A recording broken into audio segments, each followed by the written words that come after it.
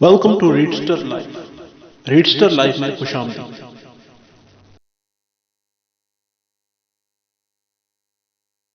पेश खिदमत कहानी सांवली चांदनी रात। जब मैं पहले पहल तिमारपुर में रहने आया तो उसे मामा चकोर कहते थे। अच्छा भला खूबसूरत गंदमी रंग का सजीला नौजवान, गले में एक खूबसूरत सी सोने की जंजीर। ये चकोर वाला मामला मेरी समझ में ना आया। मैंने सोचा शक्ल से तो चकोर नज़र नहीं आता, शायद अकल से हो।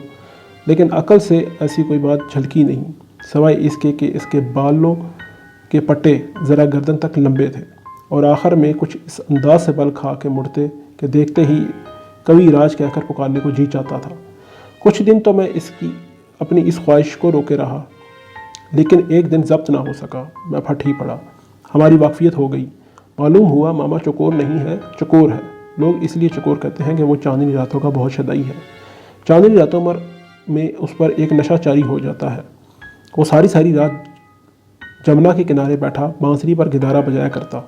कभी गाने लगता, कभी चुप हो जाता, थक जाता तो वहीं रेत पर सो रहता है। चकोर तो खैर वो हुआ, लेकिन मामा क्यों करता ये मालूम ना हो सका। इसका भी एक ही सबब मेरी समझ में आता है, और वह ये कि तिमारपुर की रहने वाली हर औरत का वो भाई था, सवाई एक के। इसलिए मोहल्ले के तमाम बच्चे उसे मामा कहते थे। इस एक के बारे में इसने मुझे सिर्फ इतना बताया था कि इसकी रंगत बिल्कुल चांदनी की सी थी। क्या बहुत गोरी है वो? मैंने पूछा। चांदनी तो सांवली होती है भाई साहब, हल्की सब्ज नीली सी रंगत, जैसे गिदारा। वो पूरी तरह समझा ना सका, मेरी तरफ देखने लगा। गिदारा? मैंने पूछा। जी हाँ, इन रागों का भी अपने अपने रंग होते हैं, जैसे मोहब्बत का भी रंग होता है। आंखों ही आंखों में जैसे उसने कुछ कहने के लिए अल्फाज चुने, लेकिन बोला नहीं। उसने बांसुरी निकाली, होंठों पर रखी और आंखें मूंद लीं। नीली जमुना का पानी खामोशी से बहता रहा। हल्के नीले सबज से रंग बिखरते रहे। हवा पानी में झूलती रही और हम दोनों सांवली रेत पर बैठे नीले संगरेजे चुनते रहे। हथेली पर ठोडी लगाए मासूम सा चांद मामा चकोर को देखता रहा। उसकी आवाज़ में एक रंग है भाई साहब। यकदम वो रुक गया। अचानक संगरेजे मेरे हाथ से गिर पड़े। जी हाँ, वो भी चांदनी का एक ही रंग है। अब कि मैं कुछ नहीं पूछा। रात गए, हम उठे, आहिस्ता आहिस्ता घर की तरफ चल दिए। उसका नाम क्या है? मैंने रास्ते में पूछा। वो खामोश रहा। फिर जैसे आप बोला, पूर्णिमा। मामा चकोर मंदिर में रहता था। सुबह सुबह उठकर जमुना पे नहाने चला जाता, वापस आता तो एक तारा लेके मंदिर में बैठ जाता। तिमारपुर की औरतों को मीरा और कबीर के भजन ज़बानी याद हो चुके थे। वो दिन भर इधर उधर टहलता था, कभी पान की दुकान पर जा बैठता, कभी आमों के बागीचे में जा लेटता, और इसी तरह दिन कट जाता। जिस दिन मैं वहाँ से चला, मैंने उससे कहा था, मामा कुछ काम काज सीख लो, यूँ ज़िंदगी कैसे गुजरेगी, कब तक इस मंदिर में पड़े रहोगे। उसने कोई जवाब नहीं दिया। जब चलने लगा तो सिर्फ इतना कहा, भाई साहब मुझसे कोई काम नहीं होगा, आप ही बताइए मैं क्या कर सकता हूँ। मैं इसे क्या बताता। मैं चला आया। साल भर के बाद मैं फिर तिमारपुर गया। मामा वहीं था, लेकिन इसके नाम में काफ़ी तरमीम हो गई थी। अब लोग इसे सिर्फ चकोरा कहते थे। मुझे मिला तो बड़े पुरतपाक तरीके से। कहो क्या करते हो आजकल? मैंने पूछा। टांगा चलाता हूँ भाई साहब, मालिक को दे दिलाकर 4-5 रुपये बच जाते हैं रोज़ के। ये टांगा चलाने की कैसे सूझी तुम्हें? आपने कहा था ना कोई काम काज सीख लो। मैंने सीख लिया। और बांसुरी? आजकल गाने का रियाज कर रहा हूँ। आप रात को मिलेंगे तो ज़रूर सुनाऊंगा। जी तो चाहा कि पूर्णिमा का हाल पूछ लूँ, लेकिन खामोश रहा। चकोरा अभी मोहल्ले में उसी तरह हद अजीज़ था। अड्डे पर 15 टांगे खड़े हों, लेकिन सवारी सबसे पहले इसी के टांगे पर आकर रुकती थी। पहले वो सिर्फ सुबह और शाम गाया करता था, लेकिन अब किसी वक्त बाज़ार से गुजर जाओ, अड्डे की तरफ से चकोरे की आवाज़ ज़रूर कानों में पड़ जाती। अब सिर्फ तिमारपुर ही नहीं, शहर के सब अड्डे वाले चकोरे की आवाज़ से वाकिफ़ हो गए थे। कहीं कोई गुत्था होता, जलसा होता, कोई प्रोग्राम होता, चकोरा ज़रूर नज़र आता। वो हर मंडली में पेश होता, हर सभा में आगे। इसके गीतों के इंतखाब में भी काफ़ी फ़र्क आ गया था। मीरा और कबीर के भजन कम हो गए थे, गालिब और आरज़ू की गज़लें बढ़ गई थीं। जब वो टांगे की म्यानी पर बैठकर घोड़े की लगाम खींचता तो रफ्तार के साथ साथ उसकी तान ऊंची हो जाती। घोड़े की टाप पर गाते गाते जब चाबुक का दूसरा सिरा घूमते हुए पहिए से टिकटकाता तो महसूस होता चकोरे ने अपना हर साज सुर में मिला लिया है। साज और गीत जैसे एक साथ गूंज दिए हैं। उस रात उसने मुझे कई गीत सुनाए, कई गज़लें सुनाई। हम जमुना की सांवली रेत पर बैठे रहे। रात गुनगुनाती रही, चांदनी बरसती रही, सब्ज़े की शाखें लंबी होती गईं और चकोरा उसी नगमे में डूबा रहा। एक रात मैंने पूर्णिमा के बारे में पूछा तो चांद की तरफ बाहें फैलाकर कहने लगा, असली पूर्णिमा तो यही है भाई साहब, जिसने मुझे संगीत दिया है। इस दफ़ा मैं अपने दौरे पर गया तो फिर कई साल तिमारपुर ना जा सका, लेकिन चकोरे की याद हमेशा मेरे साथ रही। जब भी जहाँ भी मैंने चांद को देखा, चकोरा ज़रूर याद आया। 6 लंबे साल बीत गए थे। फिर अचानक एक दिन मुंबई में चकोरे से मुलाकात हो गई। एक बड़ी खूबसूरत सी कार का मालिक चकोरा। मैं हैरान रह गया। मिला ऐसे जैसे कोई अपना भी नहीं मिलता। मुझे अपने घर ले गया। एक बड़ी सी कोठी, खूबसूरत सजी हुई। दरवाजे पर लिखा था, म्यूज़िक डायरेक्टर हेमचंद्र। मैंने पूछा, किसका नाम है? तो हंस पड़ा, मामा चकोर का। बहुत देर तक मुझसे कोई बात ना हो पाई। चकोरा बताता रहा। मैं कवाल मंडी में शामिल हो गया। वो मंडली बहुत मशहूर हो गई। हमें जगह जगह पर बुलावे आते थे। आमदनी अच्छी हो गई थी। मैंने टांगा चलाना छोड़ दिया। उन दिनों मैं शहर शहर घूमा हूँ भाई साहब। बहुत सी नई नई जगहों पर गया। हम जहाँ जाते लोग मेरी गज़लों की फरमाइश करते ना थकते।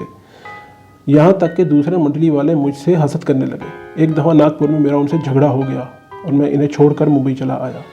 नौकर ने बियर की बोतलें लाकर सामने रख दी। मैंने गौर से चकोर की तरफ देखा। बोला, वहीं कवाल पार्टी में पीने की आदत हो गई थी। हम आहिस्ता आहिस्ता बियर पीते रहे।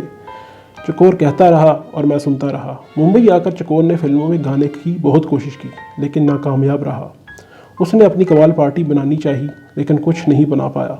कहने लगा, मुंबई में टांगे चलता तो वो भी कोशिश करता, लेकिन यहाँ तो घोड़ा गाड़ी चलती है, जिसमें घोड़ा कम और गाड़ी ज़्यादा है।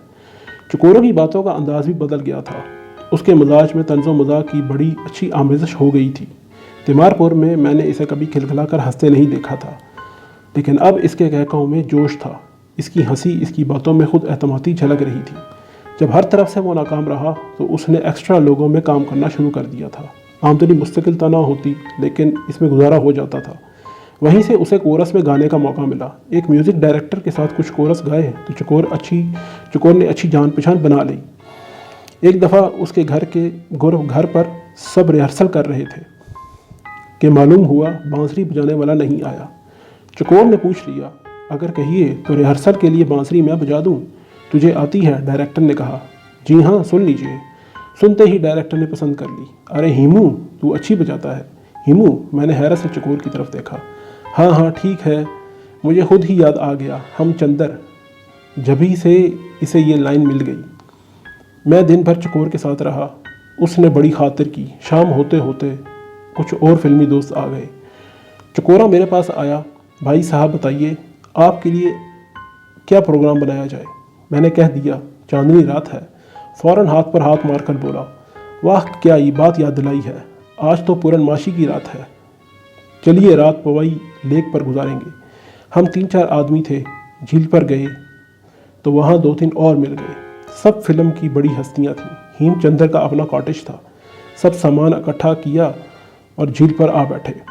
चकोर को एक नया शौक लग गया था, मछलियाँ पकड़ने का। सब ने दरी बिछाई। हम मछलियाँ पकड़ने अलहदा जा बैठे। देर तक मैं खामोश बैठा रहा। चकोर एक दोस्त के कुछ लतीफ़ों पर हंसता रहा।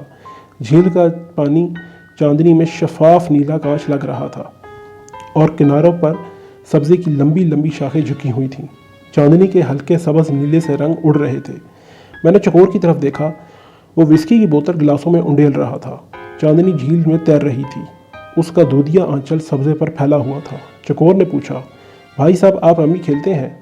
किसी ने झील की खामोश सतह पर कंकर फेंक दिया। नहीं। मैं फिर खामोश हो गया। पानी की सतह पर दायरे फैलते फैलते किनारों पर जा चुके। झील की सतह पर फिर से खामोशी छा गई। मासूम सा चांद हथेली पर ठोड़ी लगाए जाने किसको देख रहा था। मैंने फिर चकोरे की तरफ देखा। उस पानी में मछली बड़ी मज़े की होती है भाई साहब। चकोरे ने बाकी बोतल गिलासों में उंडेल दी, पत्ते बांटे और दोस्तों के साथ रम्मी खेलने लगा। सांवली चांदनी बरसती रही। झील में हल्के सबज नीले रंग खिलते रहे।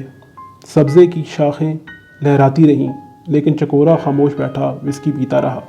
ताश के पत्ते बांटता रहा, रम्मी का हिसाब करता रहा और सारी रात बीत गई। जब उठ के चलने लगे, मेरा जी चाहा मैं पूछूं, तुम्हारी वो पूर्णिमा कहाँ है जिसने तुम्हें संगीत दिया है?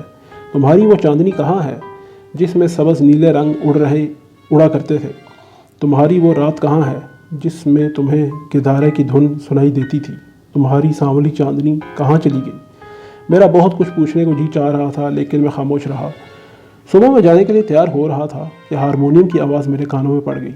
देखा तो हेमचंद्र अपने प्रोड्यूसर से कह रहा था, ये तर्ज बड़ी चालू है सेठ जी, फेवरेट, 5 आने वाले तो यूं चुटकियों में उठा लेंगे।